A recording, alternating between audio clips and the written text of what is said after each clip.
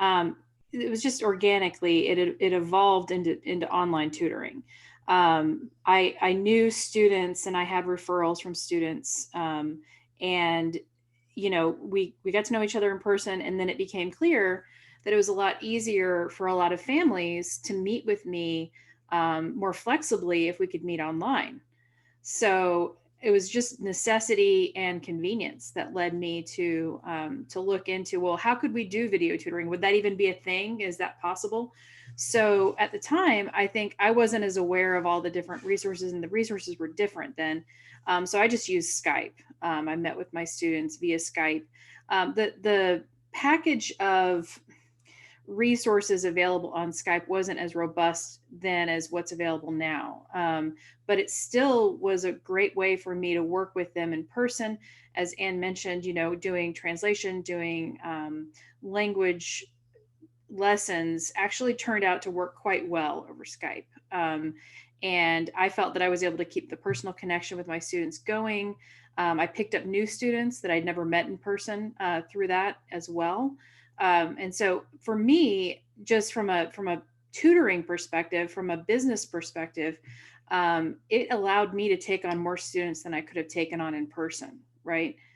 So it was far more scalable from a tutor's perspective to be able to meet with people without having to travel back and forth to people's homes or to libraries or wherever else we met. So that really, it occurred to me at that time, hey, there's something here. This might actually be a way a person could earn a living. I transitioned back to the regular in-person classroom not long after that, but the seed had kind of been planted for me. So around 2018, I thought, let me give this another try. And by then, it was light years different, right, in terms of the technology available and the platforms that were out there. So Wyzant, Wyzant, was the platform I actually used in 2018 and 2019. And I was very impressed. First of all, the experience from the tutor's perspective was you have to go through a background check like you would if you're, actually teaching students in a classroom. They give you tests in your subjects to ascertain if you actually know what you're doing. And then they allow you to set your own rates. They did take a cut, but the process was actually really easy. They managed all the billing. So from a tutor's perspective, again, you weren't dealing with the overhead and the hassle. You just signed in, you could schedule everything online. So the change between 2011 and say 2018 has just been remarkable. And I anticipate with the wave of people coming online now that the changes are going to get even faster. The iteration is going to make it even better. Right now, Wyzant has about 65,000 to 80,000, depending on the estimate, tutors on the platform, and they tutor in every subject you can imagine. So, wow. Yeah. What kind of, that brings up a good point. What kind of subjects? I mean, we're talking about Latin and classics today because that happens to be something that both of you are spent time teaching and are very passionate about. Is this available broadly for core curriculum? Is it mostly useful for extracurriculars? Well, what's the benefit here? Speak to that for the Classical Learning Resource Center. Actually, Erin, we provide, it sounds like a similar service to what you're talking about for our teachers. So we do background checks on all of our teachers. We, of course, interview them and go through resumes to determine competence. And then at the same time, we collect tuition and then distribute the tuition to the teacher. So it really is, the Classical Learning Resource Center is really like a link. We link students to teachers and, bring the two together and let the education begin. So, but it has, it's interesting to me. I'm going to back up to another thing you said there, Erin, about the development of the technology, because I also started this 10 years ago. Now we use Adobe Connect, but 10 years ago, there were just like more technical problems, less flexibility. But now in the online environment, there are so many different aspects to the classroom that are designed to help you engage your students. So you've got video, you've got microphones, you have a chat box. But there are, you have a whiteboard. So like our math teachers, and I'm getting back to your question, Emily, but our math teachers can just write with their tablet and it comes up directly on the screen. They can write their mathematical formulas. So you got whiteboards, you have, any document, map, diagram that you have on your computer, you can just pull in. So the whole technical aspect has improved dramatically.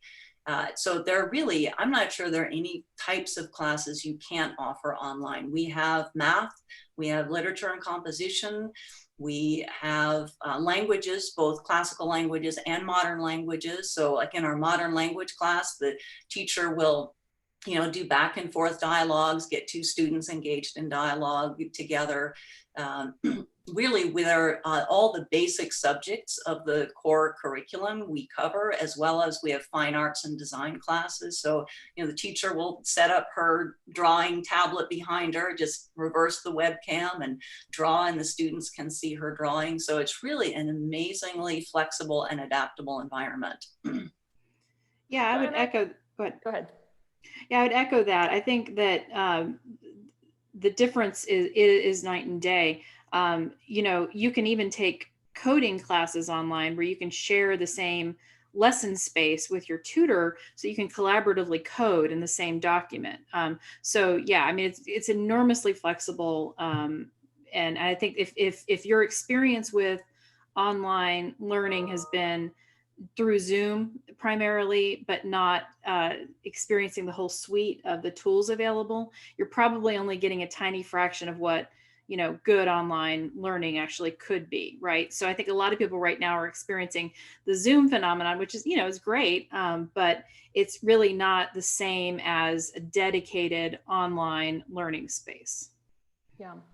Well, and it seems in a time like this, when in-person classes are not really an option, then this kind of remote setting is all that we have, and everything we can do to increase and improve that quality is something that we should pursue. So I'm really encouraged to hear that there's already been so much development in this space since the time when I was more actively taking classes online.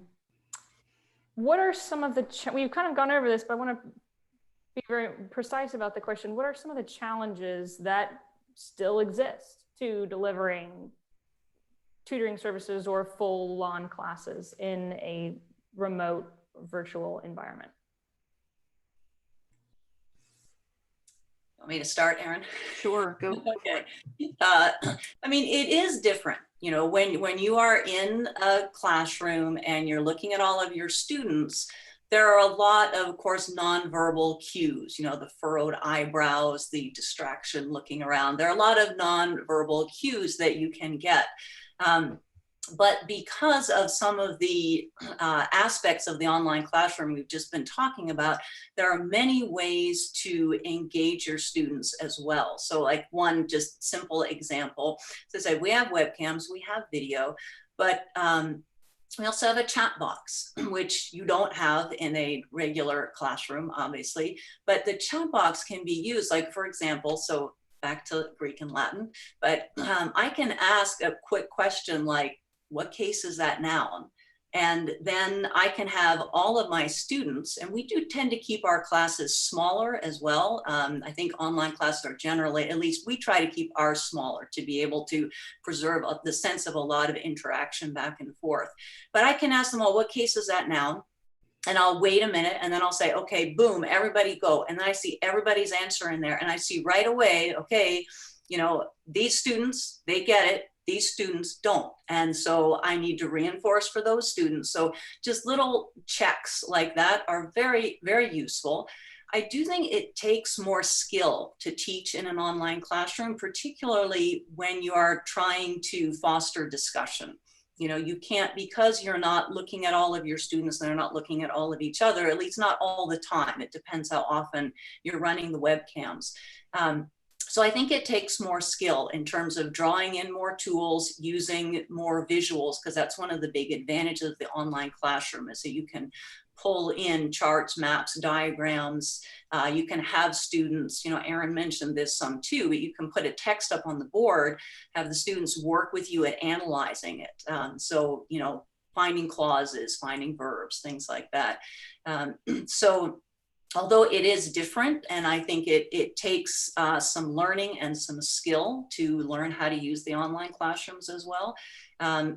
I think really in many ways, they are just becoming extremely effective. I would add to that. An interesting experience I had recently was a friend of mine who used to teach with me at a school here in Austin. She now lives in Germany, and she decided she wanted to run an online book club. And granted, these were adults, but there were 8 to 10 of us, and every Saturday we met. We were reading Albert Camus' The Plague. For interesting reasons, obviously. And she's a very skilled teacher. She's skilled in the Harkness method of discussion. And it struck me that her ability to conduct a great in-person discussion about a text really translated well into the online setting. These were again adults and who had opted into this, obviously, so there are differences, but it did strike me that the good techniques that can be built in person can also translate well into the online setting. We had a wonderful discussion and it flowed well. So I do think that there's probably something to be said for teachers really having an opportunity to hone their pedagogical skills now, and keeping in mind that a lot of those skills do translate over from the in-person to the online classroom. Yeah, fair enough. What do families really appreciate about being able to take courses like the ones that you provide and through the Resource Center and the ones that you use to provide on a more individual basis, Erin? So I think there are some key differences. So the tutoring is kind of usually an ad hoc sort of a thing. So whereas Anne's program provides a full suite of classes that are sequential and that build towards, a course essentially.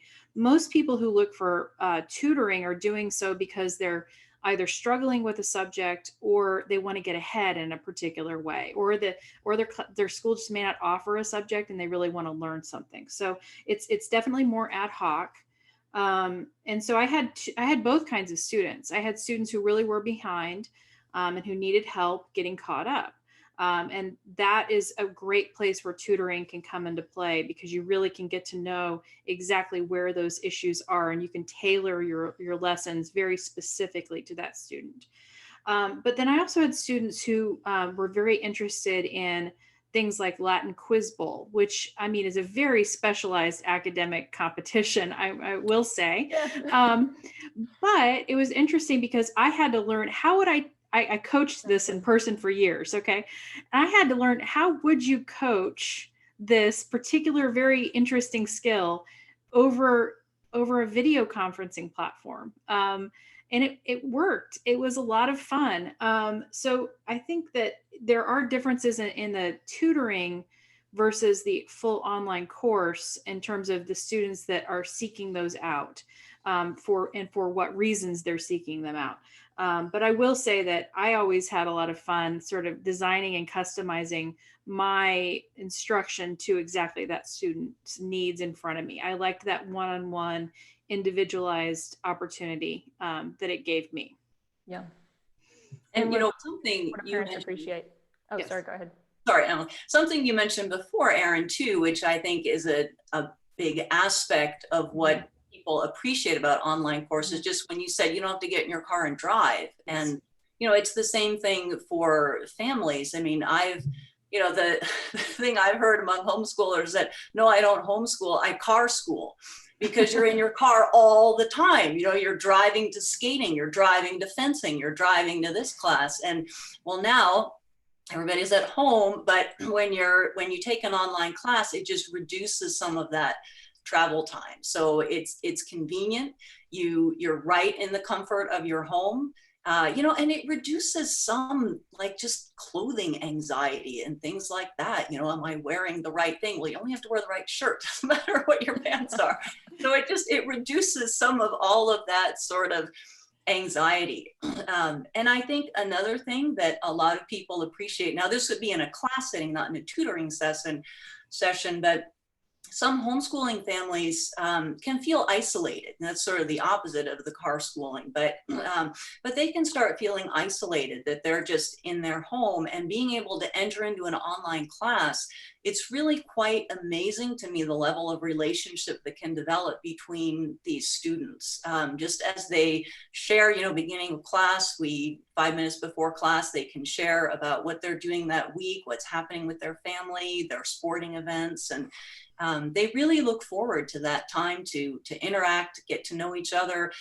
Some of my students have, like, one of them for graduation, the gift she wanted to ask from her parents was a plane ticket to visit her best friend from her Latin class. And it's like, yeah, that's beautiful, and they're going to be friends. I mean, they're still continuing to deepen that friendship. So, and of course, another aspect of this too is the expertise of the teacher. So you're able, without going anywhere and at much less expense than you would have with a school, you're able to bring in an expert teacher with an advanced degree and a lot of experience. And that, of course, is a tremendous advantage as well. I would add to that. I think that's the magic of this, is that you can find exactly the teacher or tutor that you need for your student. I mean, it's kind of amazing now, but we are in a world where if you want to learn something specialized, you can find somebody who will teach you that thing. And you are choosing among people that you may never have had access to before. And so as someone who was homeschooled in the 90s, I remember this struggle of, well, how would we find a Latin tutor if I wanted to learn Latin, or things like that. Well, now that's not an issue. You can find that teacher, you can find that tutor, and you can find high quality teachers and tutors out there as well.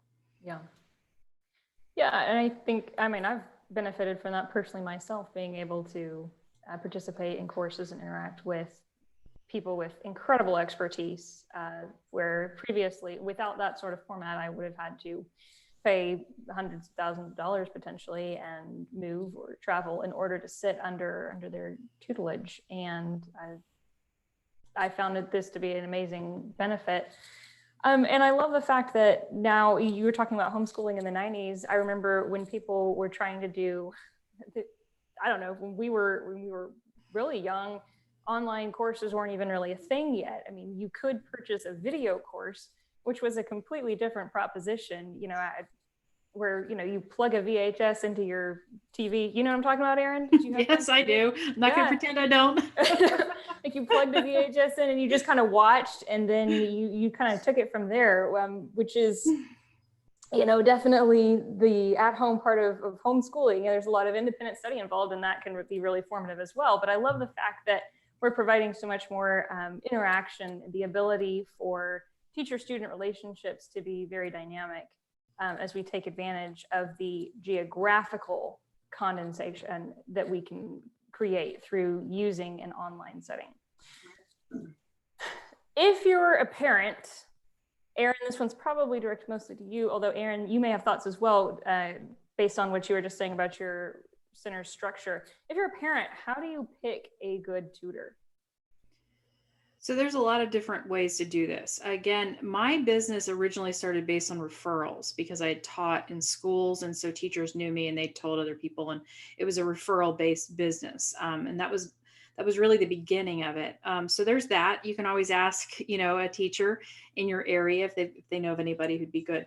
But if you're looking at online things, first of all, I would say good platforms screen their tutors. So you might start at Good Housekeeping. They have a list of the top 10 online tutoring companies. So if you're looking for tutoring specifically here, not like a full course, but sort of an ad hoc thing, you might start there. So Wisent, like I mentioned, does screen. One thing that they do is they have a rating system where you can give stars to your tutors, to your tutor. Other companies do the same thing. So it's usually a star-based system. And so I would say, look for the tutors that have 5 stars, start with that.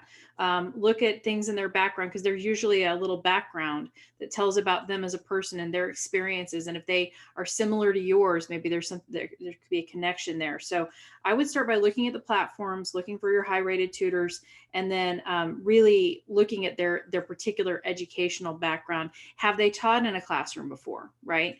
If they've taught in a classroom before, that's a good signal that they at least like teaching. They might, it might not be perfect in the online setting, but that's a good signal, right? That there's possibly some expertise there. And then I would also say, have they taught for a while in the online setting? So, kind of look how long they've been engaged in that. That's another key signal. You're going to look, usually in their bios, they're going to have something about their educational background. So if they have a degree or an advanced degree in their subject, that's another thing you want to look for. It's not the only thing, by the way. There are a lot of self-taught people and people who don't have formal credentials that are very good at teaching subjects, but that's one thing you can look at as well. By the way, you'll notice I did not mention necessarily having a teaching credential, because I actually think that that actually is not the thing that you're going to need to sort for in this context. Yeah, I mean, it can be a nice indicator, but I have met lots of great teachers, especially when you're talking about a one-on-one tutoring situation where, I mean, a subject matter expertise is, I would say, so much more important than a particular certification. One other thing I'll say is that a lot of these platforms will let you have like a freebie lesson for free with the tutor. So you can actually sort of test out to see how it's going, like 30 minutes free consultation. Yep. Try that. If you jive with that person, just like in any other context, you'd say, okay, I think we can work with this person. Let's try that. So those are my top tips.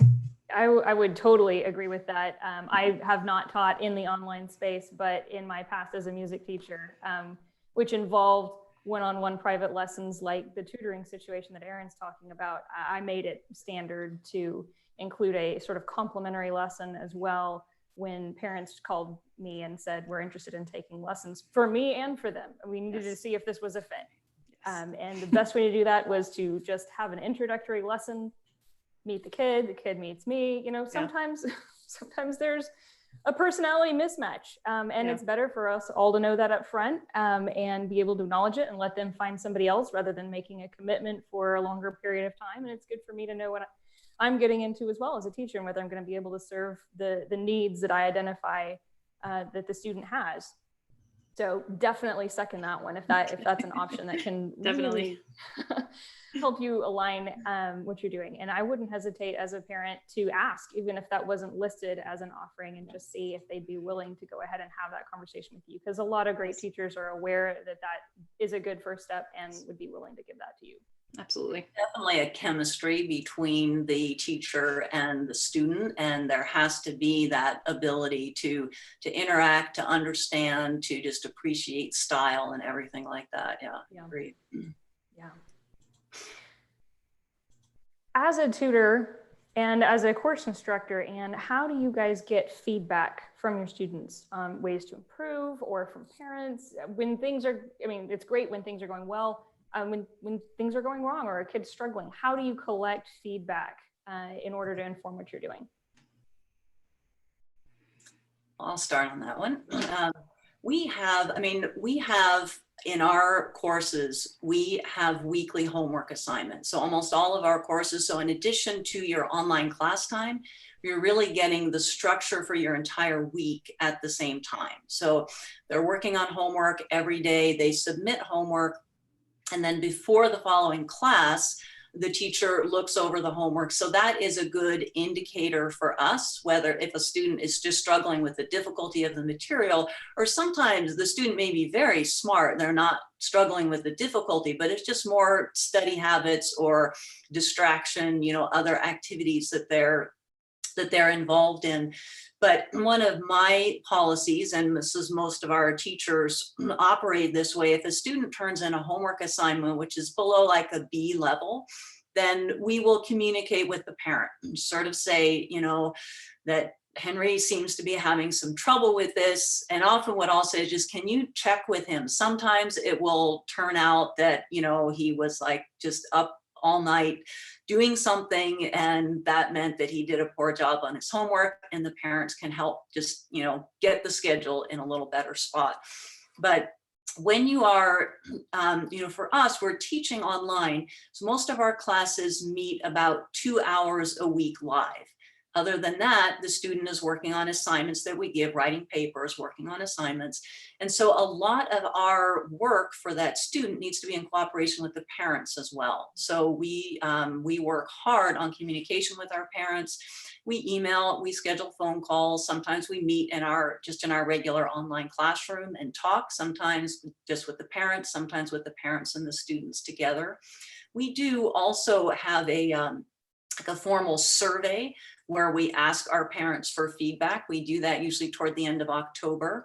And, it's got a bubble part, but then it's also got a more open-ended part where parents can make comments. So sometimes a parent might not feel comfortable saying something directly to the teacher, but when we send those out, then they can send their feedback to us. And we use that to help our teachers improve in all aspects of what they're doing. So both their online teaching, also their communication outside with parents and students.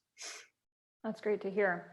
I will note quickly for folks listening in, if you have a question that you'd like to ask Erin or Anne, then please go ahead and type that into the comments. We'll try to take a look and see if there are any questions that you want asked in just a couple minutes. So go ahead and type that in now if you've got questions for our panelists. Anne and Erin, are there courses that you think work better in person? They just work better in person, and it's probably not even worth trying to replicate that.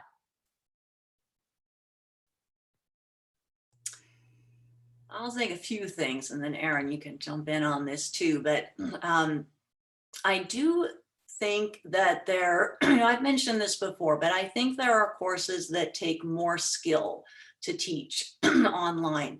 But there is so much adaptability now that I think with the right training preparation, with the right online format, there really, I can't think of a subject that I don't think could be taught online. Now, depending on the course, like we have a wide range of courses, all the way from elementary school through to advanced high school level. Now, with some of the elementary school children, it's very different. Obviously it is in a regular classroom too, but the way you teach online is very different with an elementary school child than with a high school child. So one of the programs, for example, that we are developing right now for elementary school children, it's a full integrated curriculum for grades 1 to 4. The students are going to come to their live class with their parents. So it's going to be students and parents together. And, with the young children, a lot of people are concerned about screen time. And, I am too. I think little kids, you want them out in the mud and climbing trees and things like that as much as they can. So we don't want these young kids on the computer hours every day. So the way we're setting up this course, the live time with mom or dad is going to be like an hour to an hour and a half a week. And then beyond that, we are setting up for the families a program they can use during the week at home that outlines it's very flexible. We can provide a lot of guidelines to follow, or do what you want and just do this thing and this thing. So it's got a lot of flexibility to it. But then that's just an example of the adaptability. So with the younger children, where you don't want them on you want to limit screen time, you want to keep them with their parents, we can set up this sort of program to help in that situation. Yeah. I would echo that. I think the interesting thing about this new world we're entering is that there are costs and benefits to everything, right? So there are costs and benefits to synchronous online education, right? There are costs and benefits to asynchronous, which is kind of the, do on your own time kind of a thing. And then I do think that there is something special about being in a classroom with a teacher. Like I would never take that away from the in-person experience. As a teacher, I loved it. As a student, especially if it was something I was truly passionate about, I'd want to be there in person. So I don't think my perspective is that it's not a benefit to have that. But on the other hand, you also don't get access to the same things if you do everything in person. So you kind of have to decide, do I get this specialized instruction that I'm looking for in some cases, right? Or this very specialized tutoring, or do I just make do without it or make do with second best? So I think it's always a trade-off. And so families kind of have to weigh that for themselves. Like which one do they value more? And maybe for some subjects, it is an in-person experience, right? Depending on what their students' needs are. And maybe it's online for other subjects, right? Hybrid homeschooling is a thing that's been around for decades. I love that it's kind of making a reappearance now. It's so trending it's something now. new, but you and I both know, Emily and Anne, this is nothing new. This has been going on since the 80s. And it's the idea that, once a week or so, families meet together and maybe they have a mom or dad who's teaching a special subject. And then the students go back to their home schools during the week. They work on the project and they come back and they check in. So the flexibility that online offers is the ability to kind of take that hybrid homeschooling thing and kind of expand it even more and supplement too. So I think that's the thing is that I think that for families, they're just going to have to weigh which one is more important to them and what their students need. Yeah. And you make a very good point here, Erin. Go ahead. Sorry, Anne. And mixing it too, as Erin said, that it doesn't have to be all one or all the other. I mean, most of our students actually are involved in, homeschool co-op groups of some sort as well. But within their local community, maybe they don't have a math teacher, or maybe they don't have someone skilled in writing instructions. So then, and in fact, sometimes we even come into the co-op while the students are there all together physically, and we're sort of piped in to teach to them as a group. So I do think that's one of the hallmarks and advantages of online education is its flexibility. You can just mix it and match it as it works for you and your family.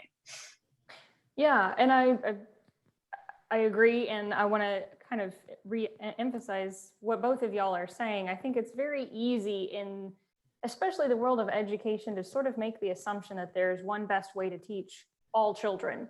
And we just need to find that best way, and then we'll all do that, and then everything will be great. When I fundamentally disagree with that assumption, I think you guys would agree with me, children are different, families are different, family circumstances are different. And the goal is not to say this is the new best thing, but we have multiple resources and hopefully a growing number of great high quality resources that a family can use to find the best fit to create a good educational experience for their child. And that's something that families should have the freedom and the ability to tailor to their individual circumstances. For some, that may be doing exactly what they're doing now. Nothing really needs to be tailored, which is absolutely wonderful if that's the case. Probably not what, well, it might be what you're doing right now with remote education, but for a lot of families, it's going to be, the more traditional classroom 8 to 4 structure that we think of as being normal school environment. For some families, it's going to be different. And for a lot of families, I think they could benefit from sort of blending a lot of different components together, kind of like you were just saying, Anne. Yeah, couldn't agree more. Go ahead.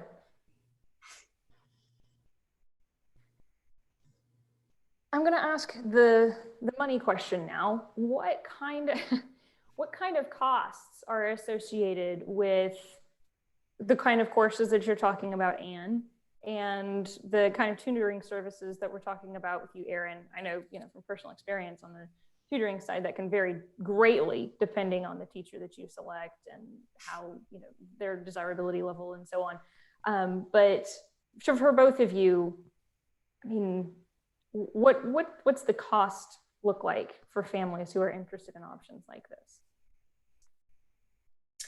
I'll jump in first on that. So our courses do, just even as a tutoring rates will vary quite a bit. Our courses vary also, partly depending upon the level. So the elementary courses tend to be less expensive than the high school courses. So as our AP courses are the most expensive because you're dealing with both a specialized area, but also in the AP courses, there's a tremendous amount of work outside of the live class where the teacher is grading and providing feedback to help students on to the next step. So our courses vary also, so depending on the level and also depending on how many hours of live instruction is involved per week. So basically the range is anywhere from like $100 per semester up to our most expensive courses are, I think right now, $450 per semester. So it's a range depending on time, actual live time, grading time that the teacher is putting in, and the level of expertise involved in the subject. Gotcha. Yeah, and I'll chime in there. So you mentioned, Emily, it does vary quite a bit in the tutoring. I mean, there, basically a lot of these platforms allow the tutor to charge whatever the tutor can, command essentially. I mean, what people will pay is what the tutor is going to charge. I'd say your range is probably going to be between $25 to $75 an hour, typically, is your range. The tutor, depending on the platform, is going to get maybe 60 to 75% of that cut themselves.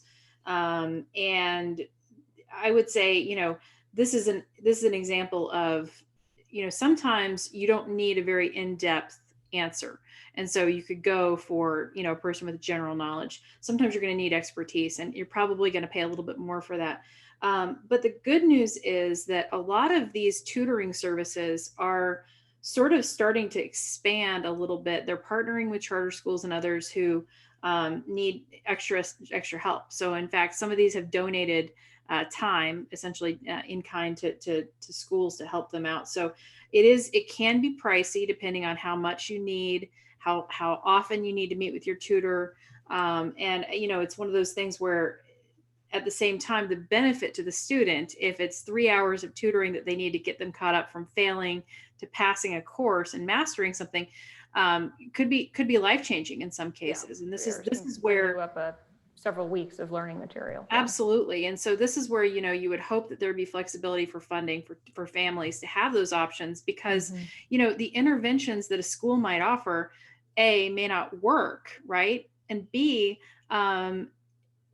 they're likely to be actually more costly in the long run than, say, 3 hours of expert tutoring from somebody who actually has experience with whatever your student is actually struggling with. So it's one of those, it's almost it's a matching problem in some cases. And so that's the advantage of the individualized. If you need help with this, here's where to go, rather than like throwing everything at the wall and hoping something sticks.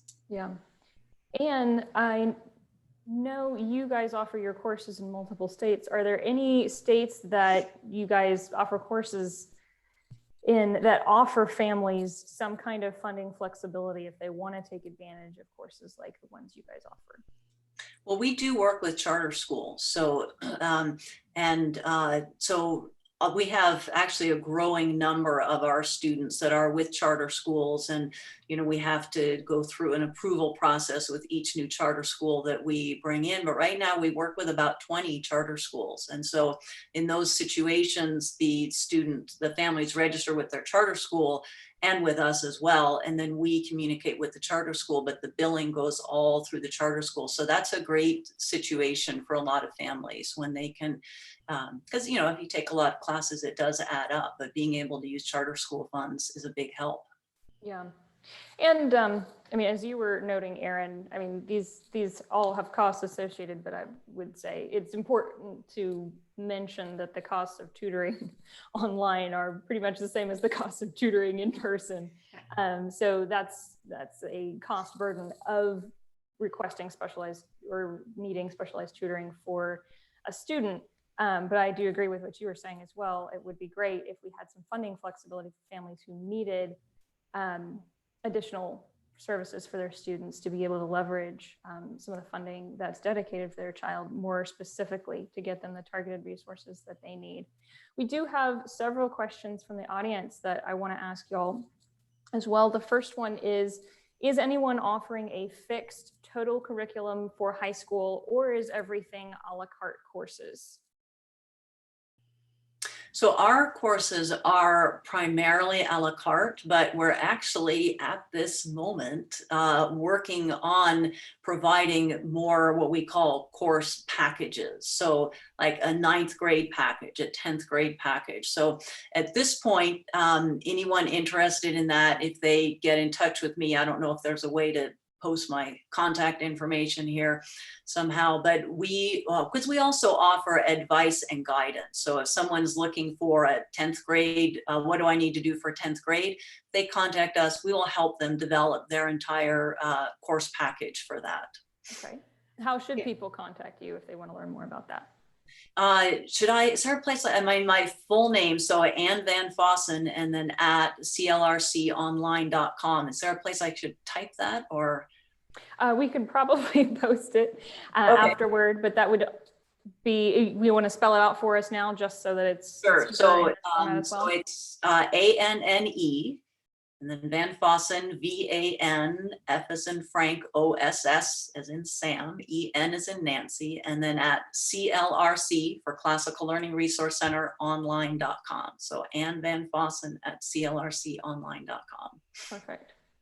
And there are other programs that exist that do offer, you know, a full package service if that's what a family wants as well. And obviously this has been, you know, fairly commonplace in the homeschooling community for an extended period of time. It's just that we're all homeschoolers now. So I think there's more widespread interest in what's been developed there. But yes, programs like that do exist. One that comes to mind for me is Connections Academy. It's a nationwide network that offers services in all grades, but high school as well, since the question targeted that, which actually brings up another point. Is there a grade or an age range that seems to work best for this kind of online instruction?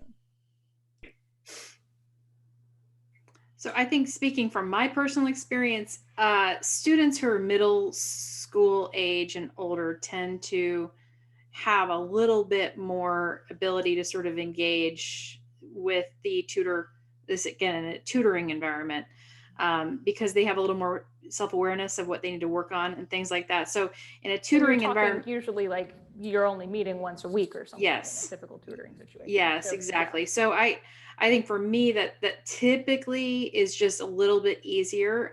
It doesn't mean I've worked with younger students online, but it does help if mom and dad are there sometimes.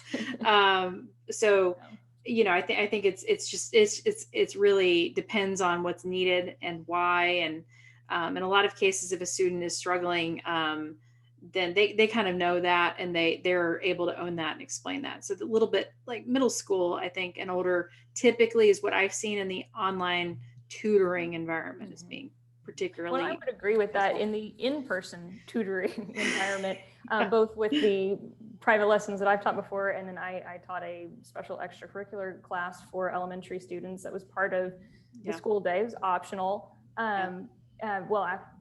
Part of the after school period, and kids could stay on for that if they wanted to. And I agree. I mean, for younger ages and grades, you're going to need more parental involvement at any of those ages and in pretty much any environment to help as kids are learning to develop self-discipline and independent study habits. So I was teaching a weekly in-person class and just made it standard, invited parents to be there if at all possible. You actively encourage them to be there, sitting in the back, listening in, so that they knew what was going on. They could monitor the in-person comments that I was making to their child. They could write that down if they wanted to, and then make sure that their child was practicing during the week. And if the best that a parent could do was just try to make sure that their child was practicing during the week and couldn't be there, we made that work too. You know, I had email and I could text them. I mean, there were ways around that, but I think encouraging parental involvement, especially at young ages, is just going to create a better result. And right, and that's why, you know, when I mentioned about our integrated grades 1 to 4 program, that we're you know, parents will be coming with their students, because it obviously just helps it transfer. And the more this is done within the context of the rest of the family, the more effective it will be. I mean, I've taught, you know, classes of 6-year-olds online, But it's very different, you know, with 6-year-olds where, you know, I literally, when I'm teaching the 6-year-olds, I have them, you know, I'll say, okay, stand up. Okay, make sure you don't pull your computer on the floor if you've got your things plugged in, but stand up. And now we're going to sing this song and everybody has to clap. And so, you know, you have to keep the little ones moving and engaged and kinetic as they're learning. So, but yes. Yeah, and I think anybody in the education sector will tell you there are a couple of things that are just truths that are kind of known in this space, truths universally acknowledged. And one is that within the public school environment itself, the number one predictor of children's academic success is the teacher that they have in front of them. But outside of, including all inputs to a child's education, outside of the school building, in the home, in all environments, the number one predictor of childhood academic success is parental involvement, is the parent, you know, reading with that child, asking about the child's homework. That's a higher bar for a family to aim for, but it has excellent results usually for those children's academic progress and future. There's nothing that replaces in-person, online worksheets. There is absolutely nothing that replaces the involvement of a parent in a child's education. We've got another question here. What class would be the most difficult to teach online? I'll volunteer my own here. I know I know teachers who have done it. And there are teachers who are doing music instruction online right now because that's the only way to keep things going. I would say, I mean, music and sports come to mind simply because they are physical endeavors where there is a usefulness to being able to actually physically adjust something in time and space. And depending on the audio connection that you might have, it can be very easy to get the audio feedback you need as a teacher in an online space, or, you know, depending on the quality of the equipment, it could be rather difficult to figure out if something's just the equipment or if a student is actually making those. So that comes to mind immediately for me. It has been done, can be done. It's absolutely better than not having lessons for a semester or something. But that one poses challenges to me because of the physical nature of what you're studying. I'd say probably a lab class like chemistry might be challenging to teach in an online setting. I'm not saying it can't be done. I bet it can. But I mean, in terms of logistics and making that work, that comes to mind. And as Anne's mentioned, sometimes, you know, it takes a higher level of skill for a teacher to really manage an in-depth Socratic discussion, Harkness style, whatever. It's going to be a little bit more challenging. You're probably going to want fewer participants, frankly, in those kinds of classes, and you're going to need a higher level of skill from the teacher to actually manage that. So those are the two that leap to my mind. Yeah, you don't want to blow up your mom's kitchen island. No. They do have now, you know, they have lab kits that you buy. So when we're offering online science classes, so the teacher does the demo during class, and then you buy the lab kit. And yes, hopefully don't blow up your mom's kitchen. But that's awesome. Probably wouldn't be the first time in the history of the universe, though. And then we've got another final question here. Any chance to get more school choice as a result of this crisis? Now, does that mean like more options for online education? I mean, there are certainly the options for online education are proliferating rapidly. In the midst of this, I know that we're with the Classical Learning Resource Center, we're expanding our offerings and, you know, adding additional sections and things like that. So I think both are happening, both, you know, numbers of courses within existing providers and new providers are popping up too. Right. I would expect the demand to go up and the quality as well, just as we have more people innovating and playing in the space, trying to develop high level products.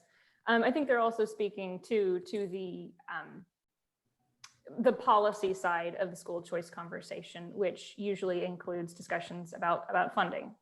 You know, can a student leverage state dollars that are dedicated for education in order to take advantage of some of these some of these offerings, or does all of it have to be out of the family's pocket in addition to what they already contribute to the public education system? So I think that families are figuring out what's working for them, almost in some cases for the first time. So it's one of those situations where you didn't choose this, nobody wanted this, this is not fun. At the same time, you're sort of starting to feel your way towards a different way of doing things that actually might end up being a better fit, right? In some cases, families are finding that they hate this. They can't wait to get back to school. And that's totally understandable. I mean, there's a reason that we have the system got a couple that we friends have. in that boat. Absolutely. So, so for a lot of families, that's definitely the case, no question. For other families, I think they might actually start to think, hey, there's something here. There are options that we could leverage online through again, homeschool co-ops, micro schools, private schools, online, where they could put together something that's more tailored to their students' needs. And so I think friends in that camp as well. Yeah. So I think we're going to see people become more aware of the options in the educational space. And as they become aware of that, I think that demand is probably going to lead to, you know, more of an open conversation about, well, where could we make this more equitable? How could we make this more equitable for all families to access these options that are out there? Yeah, I would agree with that. And I would just note, because this conversation has been pretty homeschool focused, because that's the world that families are living in right now. I don't think this is, or shouldn't be considered, a knock on districts themselves. I have been spending quite a lot of my time looking at what districts in Texas specifically have been creating right now in response to this situation, and the remote learning and virtual solutions that they've been crafting. And I've been impressed and absolutely blown away by what districts have been able to turn around. Districts that have not dabbled in this really at all and previously have been able to turn around in a short period of time. But I think the truth still remains, as you said, that different combinations of resources are going to work best for every child. And if we can offer families that flexibility, those children will be better served in the long run. For many of them, that is going to be their local district school. For some of them, that's going to involve perhaps pulling some more resources into the equation as well. Any final questions that you ladies have, or final thoughts before we wrap up our time here? I think one thing I'd like to just highlight is that this is something that current teachers can take into their own portfolio of professional development, let's say. So, you know, if you're wanting to dip your toes into this, this whole gig economy thing we've heard so much about, teachers can take advantage of this right now. They can go online to these platforms and start tutoring if they're finding that they are interested in this. And not only is it a way for them to potentially earn a little extra income for themselves and their families, it's a way for them to start really honing their own skills by doing it, right? Yeah. So if you're interested, it's a very low risk from a teacher perspective way to start really seeing, okay, how would my pedagogy change in this setting? What am I learning from the feedback I'm getting from the student and families that can make me better as a teacher of a classroom or in an online setting? So I'd say my encouragement would be for teachers to take advantage of this opportunity they have in front of them to develop their skills and to see what's out there and kind of what the possibilities are for them. And there are resources there for teachers as well. Teachers don't have to build completely from the ground up on that. In order to teach a virtual course in Texas right now, and we're operating under a lot of waivers right now, but under typical practice, for a teacher to teach an online course in Texas, you have to take a professional development course that discusses exactly what you mentioned, Erin, which is aligned to some of the national best practices that have been identified in this space. So those are listed on the Texas Virtual School Network's website. I wish I could remember which page right now, but the state of Texas has aggregated different providers. Most of them are school districts who have created courses that fit that description and can help teachers kind of dip their toes into the space in what online pedagogy might look like. And have you come across any similar resources, or do you all offer anything along those lines for teachers? Well, we do training for our teachers. Some of our teachers come to us with experience teaching online, but many have been teaching primarily in physical schools. So we do train our teachers, and in this time of crisis, anybody that comes to us that wants help, we'll do everything we can to help. So, I mean, I know the schools, as you said, they've been faced with this immense task of trying to figure out how to educate all of their children. And we've reached out in terms of partnership to some schools to see how we might be able to help them. But I think, any training is available from some of the platforms themselves are offering training in how to use those platforms too. So, yeah. Well, we're coming up right on an hour here, so I want to thank you, ladies, for the time you've spent with us today and the expertise you've been able to share on this topic. Folks, if you're watching and you have additional questions, reach out to TPPF on Facebook or Twitter, and we'll try to get you some answers from the appropriate speaker who was with us today. And thank you guys for joining us as well. Ladies, appreciate your time and look forward to having you guys back in the future. Thank you very much.